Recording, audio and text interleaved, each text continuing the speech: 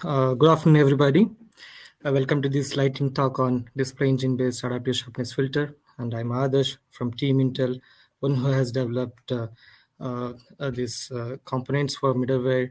And along with me, I also have Nemesa Garg, who has developed kernel driver for us. And we have Swati Sharma, who has developed IGT for validation.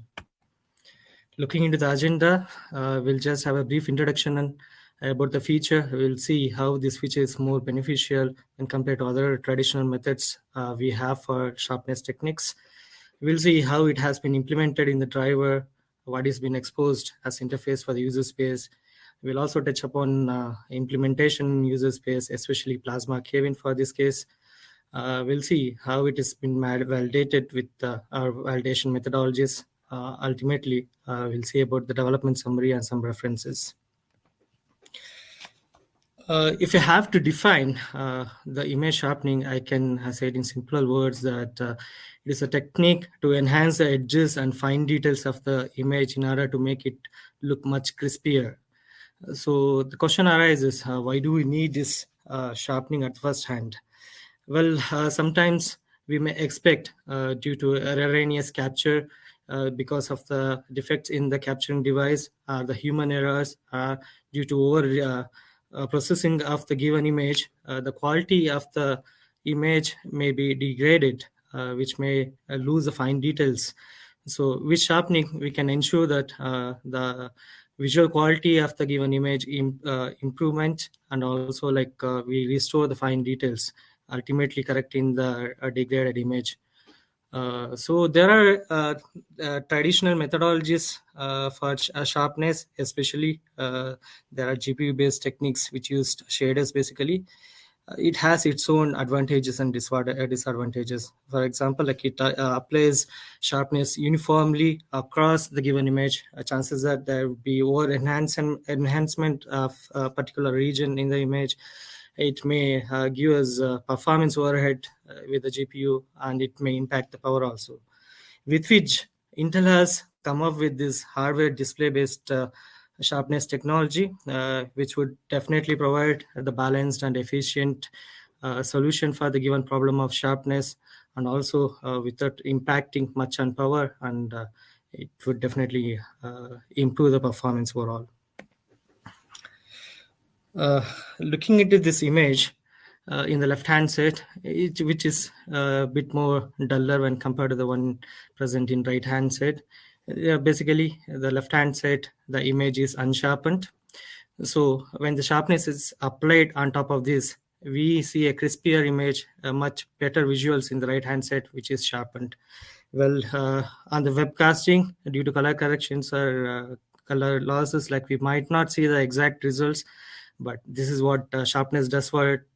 As per the definition, I told that it acts upon the edges of the given image, makes it look much distinct.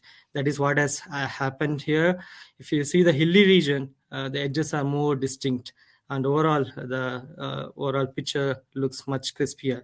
This is sharpness in action for you.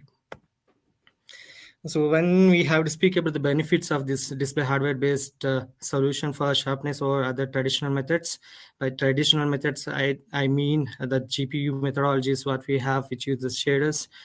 Since we are not acting upon the rendering pipeline of the GPU, there will be no introduction of the latency that might be there in GPU rendering.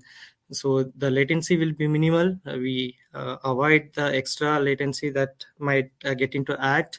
It improves the performance, and also there will be improvement in the power. So also since it is display engine based solution, there is no requirement of extra buffer in the GPU. Hence certain operations on the GPU might be avoided, making it show that the GPU utilizes its resources for its own operations.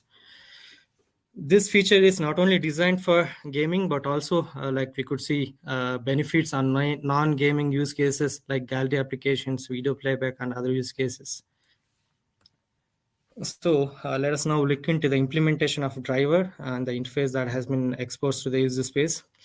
The display engine implements the filter, the sharpness filter using the available scalars and enhancement blocks along with the hardware lookup tables that we have.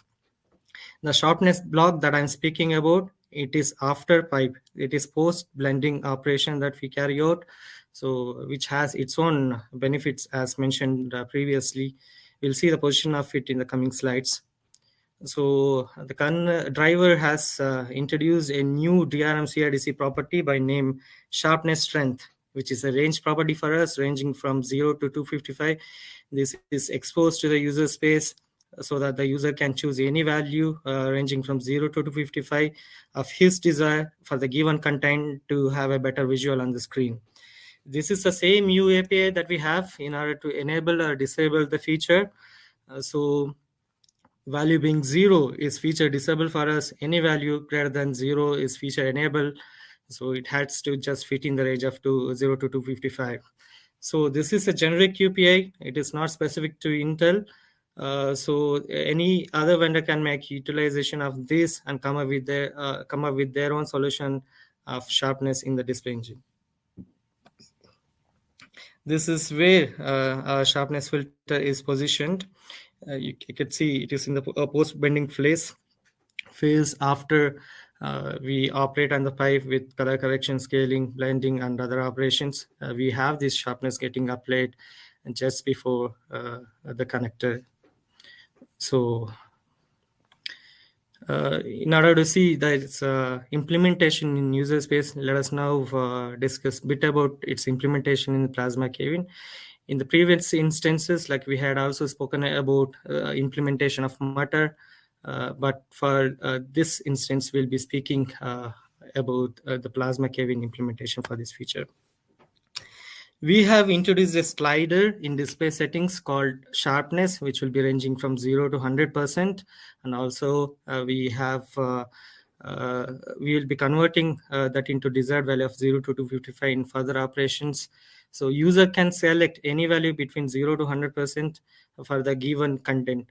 For example, for a video playback, if user thinks that value of 65 is good enough, the 65% is good enough, he can choose another value for a gaming content with less more values. So it depends on the user and his visual interest, how he wants the visuals to be over there, so that things doesn't get over sharpened or under sharpened. It would be adequate. User chooses that value. So let us see how it is flown from user space into the driver, the kernel space. So I said that user chooses a given value with the help of the slider or the spin box that was present over there. So any updated value will be fetched from the K screen interfaces. It will be read then later in the KWin atmosphere with the help of the read APIs that we'll have. It checks for the value. If the value is same as the previous value, then it gets ahead with the regular operations of the compositor and the kernel.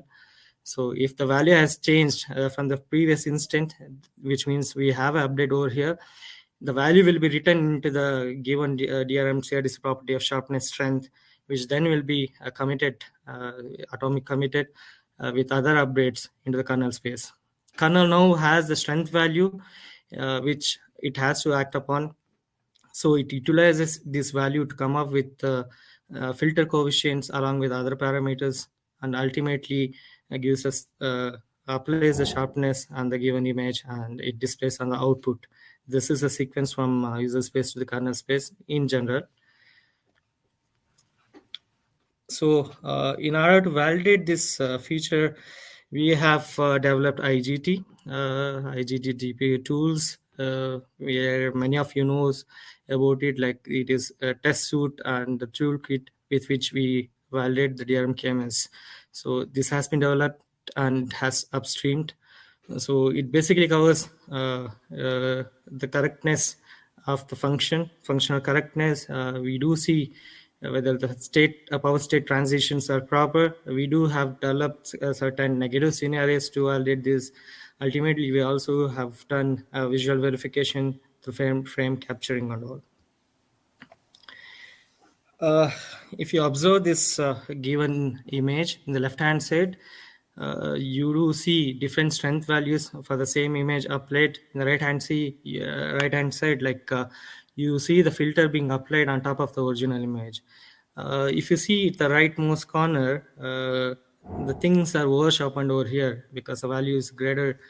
In this instance, it's up to 255, the maximum range, and also like even the value of 150 is giving us a over sharpened image. So value of 100 seems to be adequate for this given image. So it is very much important for us to choose the desired value. By desired value, I say like what fits good to the given image, where it is not over sharpened. This can be observed over this picture. Looking into the development summary, we have all the components floated into upstream.